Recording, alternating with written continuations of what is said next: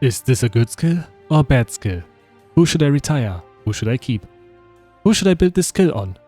These are the questions most people ask themselves when building an army. In this video, I'll try to answer all of them. There are timestamps for every skill in the description, so you can jump right to the skills that you need.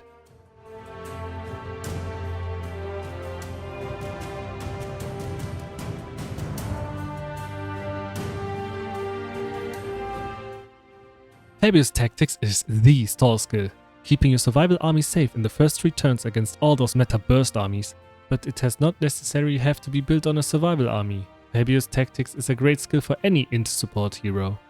I would always retire my first Baiki to get this skill, except if you had the Chinese bond.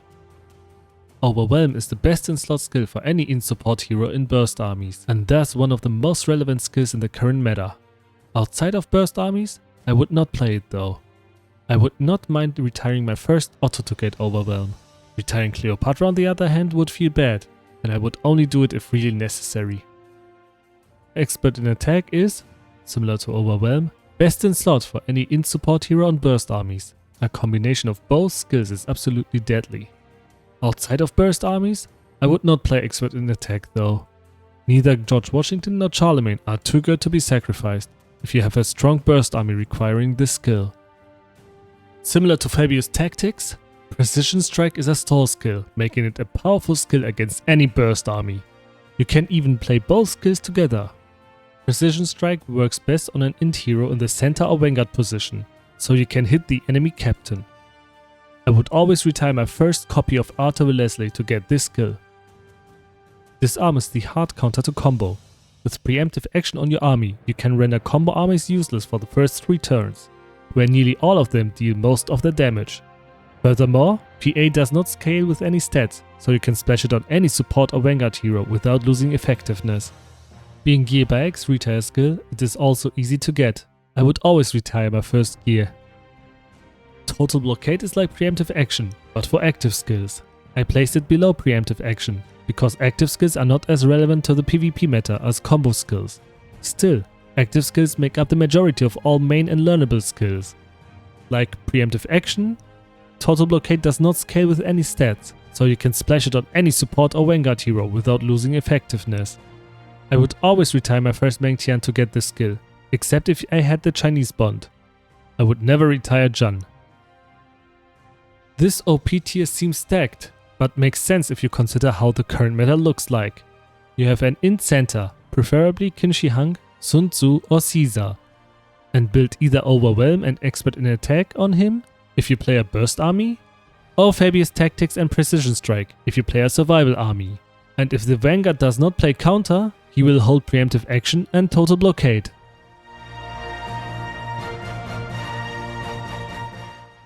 Counter is one of the most relevant buffs to the meta, as it can consistently provide meta heroes such as Pericles or Sun Tzu with damage stacks. You should always place Desperate Counter on your Vanguard. The skill synergizes amazingly with Protect. Would I retire Marcus Antonius for the skill though? No!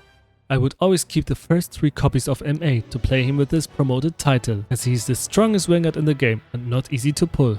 Furthermore, if you only care about the counter, there is a great purple alternative with counter offensive. Battle Ready is the best heal skill in the game. It can be played on any int support hero. If you don't plan to play Caesar himself, retiring him is definitely worth it and will boost your survival army. Unbeatable Warrior is a niche skill that is not good on most heroes, but best in slot on the meta damage dealers Pericles and Baiki. If you play Pericles or the Chinese bond, it is definitely worth sacrificing William Wallace to get this skill. In my opinion, Sustain War is the best learnable damage skill in the game. It provides any int combo hero with massive amounts of damage and healing if played right. It is usually best to put it on skill position 3. So, should you always retire Tomiris? This depends on who you need the skill for. If you want it for Tomiris herself, keep the first 3 copies of her, as her promoted title is overpowered. If you play another int combo hero such as Gilgamesh or Washington, it is definitely worth sacrificing Tomiris. One more thing. I often see combo skills played in armies without setup. Combo skills should only be played on armies that can provide pounce or double attack. As a rule of thumb, If your Vanguard hero is not Maria Theresa, Saladin or Casimir Pulaski, don't play combo skills.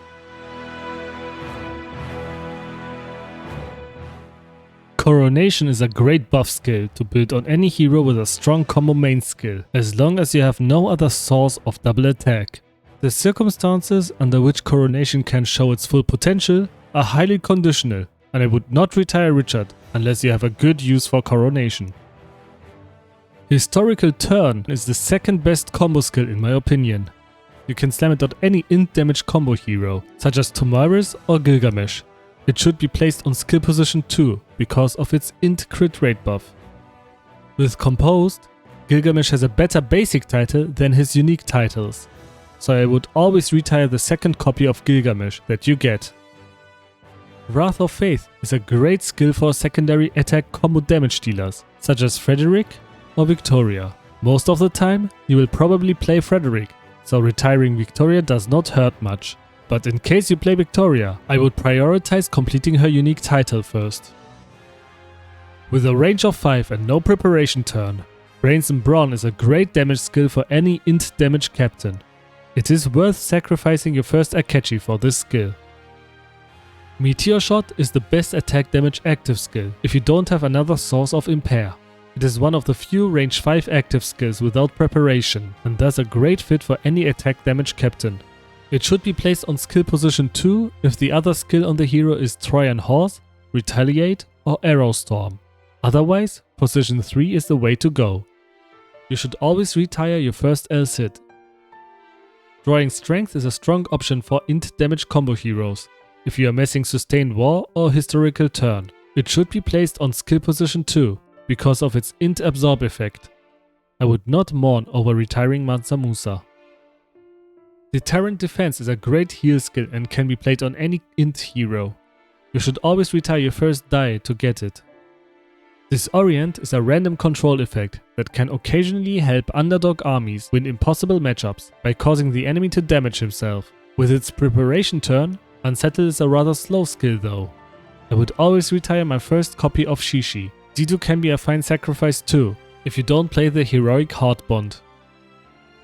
Unpredictable Moves is a strong active int damage skill with a range of 5. You can put it on any int captain. It should be placed on skill position 3 if the hero has another skill that can inflict Panic, Scorch or Rattle. Retiring Nathanael to get the skill is worth it in most cases. Even though, as an active skill with preparation, Ever Victorious is relatively slow, its high damage output and range of 5 make it a great choice for any attack damage captain. It is definitely worth retiring Alexander if you don't play him. If you have a hero with an active skill that you don't want to be interrupted by control, place him in the Vanguard position and give him Guardian Sword. Unfortunately, Guardian Sword has its self-damage reduction to avoid damage dealers being used this way. Especially in the past, where this limiter was not in place yet, there have been many creative builds utilizing this skill. If you have a good use for the skill, retiring Casimir is worth it.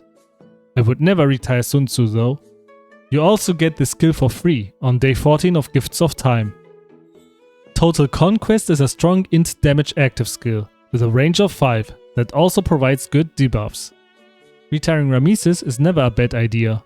Lepidus on the other hand, I would double title first if you play him.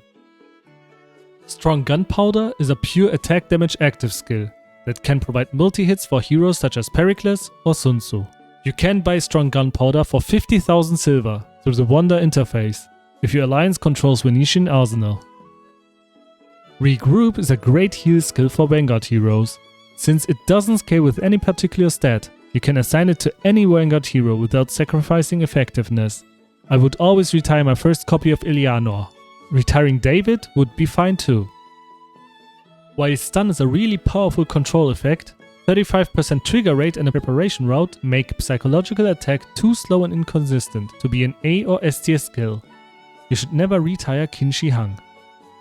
Ambidexterity is the best attack damage combo skill. Unfortunately, most attack damage combo armies play with Frederick, whose attack damage taken debuff does not stack with this skill. Both Maria and Freddy are great combo supports, so if you play them, I would prefer getting the promoted titles over ambidexterity.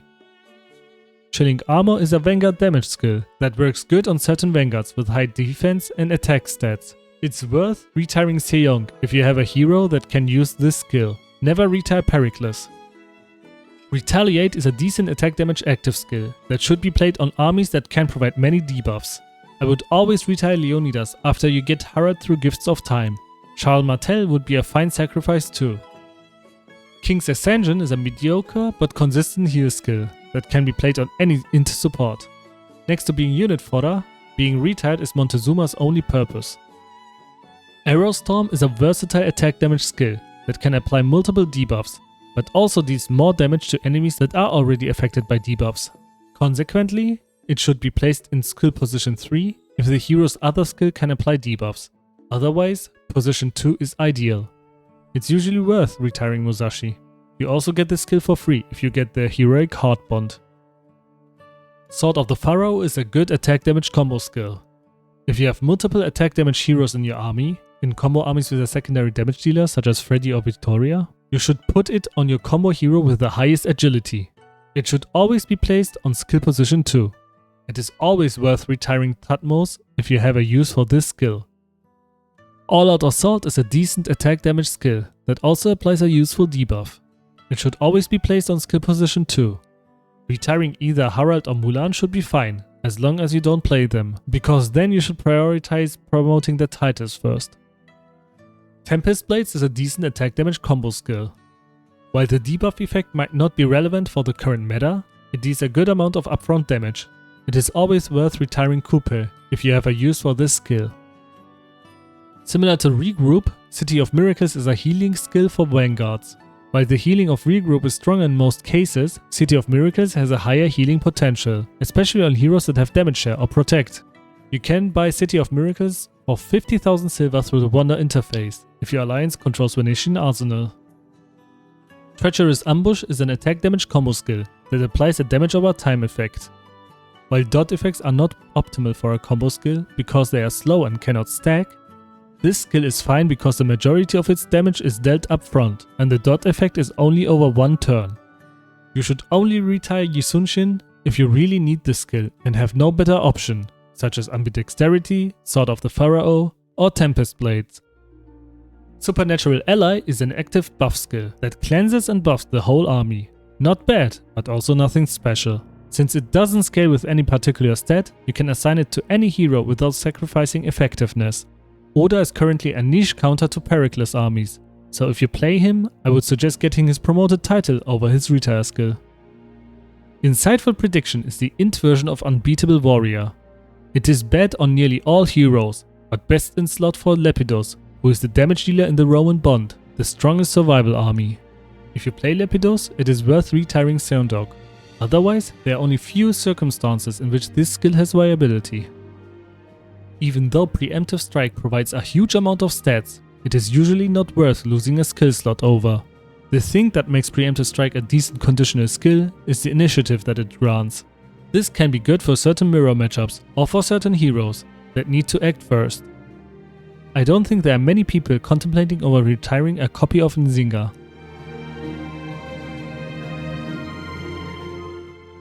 Last Resort is a useful attack damage active skill that cleanses allied heroes. Due to its low trigger rate of 30% and the fact that it doesn't cleanse all allied heroes, I would only place it in C tier. Still, it is worth retiring Boudica if you don't play her. Smooth Talker is a Vanguard skill that taunts and debuffs the enemy and provides the user with evasion. As an active skill, it is rather slow and vulnerable to silence. Spartacus is a decent Vanguard hero, so I would rather play and double title him over getting this skill. Trojan Horse is a conditionally good attack damage skill. You really need a consistent source of impair to make this skill work. Always play Trojan Horse in skill position 3 if the other skill on the hero has impair on it. While I would only get this skill if I really needed it, Takeda is no hero to mourn over. People who know me know that I hate this skill. Moon and Stars is a conditional damage skill that pretty much only works on slow control armies. After its buff in November 2024, it can now deal acceptable damage even if the targets are not controlled. Still, I would not use this skill on any main army. At least Kokatsin is one of the worst heroes in the game, so it does not hurt retiring her. From the front line is a golden heal skill. It is only single target and does a punctual massive heal, which usually tends to be not utilized to its maximum effectiveness during battles. You would prefer your heals to be spread out in multiple packages on multiple heroes. The cleanse effect is fine too, but again, it's only single target. Toyotomi is one of the Versa heroes, so it would not hurt retiring him. The purple skill reorganization is a good alternative to this skill because it cleanses 2 heroes instead of 1, although its heal is rather neglectable.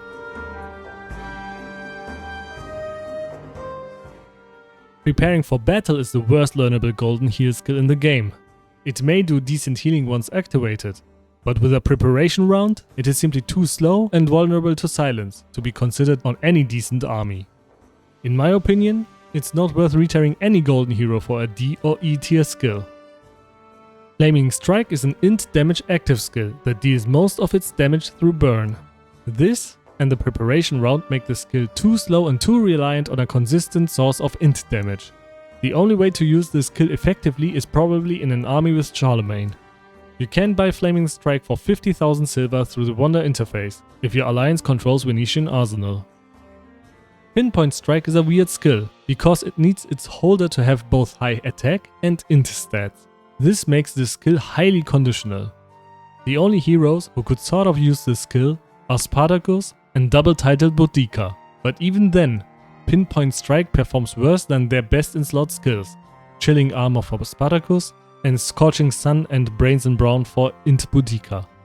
Until it gets a buff, I would not waste any resources to get this skill. It's better to use your Shaka as golden fodder.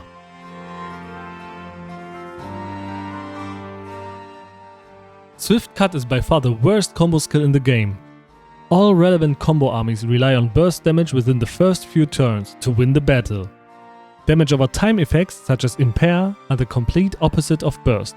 Furthermore, combo skills are designed to be activated multiple times per turn, but Impair does not stack, so, as most of Swift Cut's damage lies in its dot, it is destined to lose out on most of its damage potential. In my opinion, it's not worth retiring any golden hero for a D or E tier skill. Profound Warcraft is the worst golden skill in the game. First of all, it is designed like a combo skill. I often see newer players playing this skill on an army without combo support. The skill activates after every third basic attack of a hero, so without any combo setup, the skill only activates 2 times per battle, if the battle goes at least 6 turns. And even in combo armies, this skill is suboptimal. For a skill that basically has a trigger rate of 33%, it does not deal enough damage, as its damage is comparable to purple attack combo skills. Furthermore, it does not profit from certain skills that buff combo skills, such as Otto's or Nathaniel's main skills. All in all, this skill is not worth retiring a golden hero for. You should rather play purple combo skills such as Victory Charge, True Striking Blade, or Lightning Warfare if you really need a skill for your attack damage combo hero. And don't waste your Kutuzovs on this skill, it's better to use them as unit fodder. This was my personal Season 1 Golden Skill tier list. If you have any questions or objections, feel free to ask in the comments.